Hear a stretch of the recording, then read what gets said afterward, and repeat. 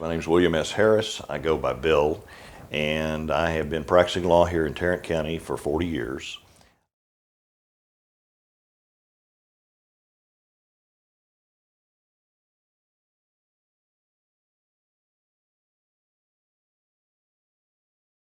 When we came up with the grand jury system back during the reign of Edward III,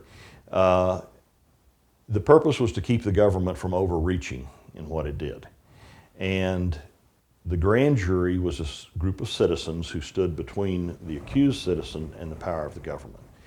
To some extent, it still serves that purpose. To some extent, lawyers will also tell you that the grand jury will indict a potato if the DA wants it to.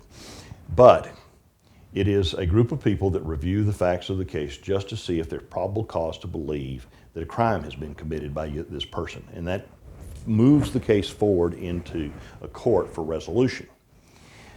Well, the problem that developed both in England and in this country is that you had people coming before the grand jury, and it was decided by the grand jury that they didn't have enough evidence to believe this person committed a crime. Without some vehicle to say that, then all these cases are just floating around there still pending. And because when the grand jury finds that there is sufficient evidence to move the case forward for trial, what they do is they find a true bill of indictment. That's the language that's used.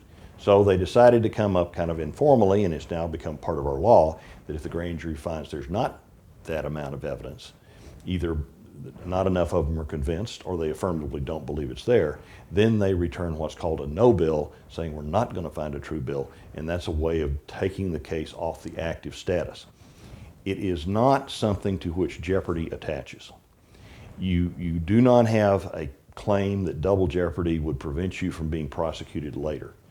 It is highly unusual when that happens, and usually it only happens when some new evidence comes to light that changes the equation about whether the grand jury had a fully informed decision when it made that decision.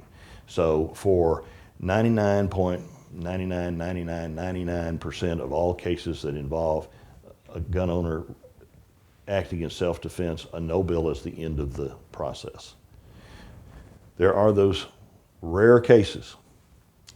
Good current example, there's been a thing in the news recently about a knife being found that was in somebody else's possession, that had been found, the knife that O.J. Simpson was accused of killing his ex-wife. And that knife was subsequently submitted to DNA testing and types of forensic testing we didn't have back when Mr. Simpson was prosecuted. As it happens, there wasn't any new evidence on it. Had there been new evidence on it, and had he not been indicted in the first place, that might have triggered a new indictment.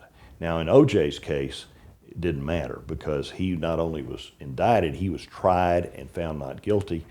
Double jeopardy clearly barred his being prosecuted again for that murder, and even if the knife had an intermingling of his DNA and Nicole Simpson's DNA, it would not have mattered. Legally, he could not have been prosecuted.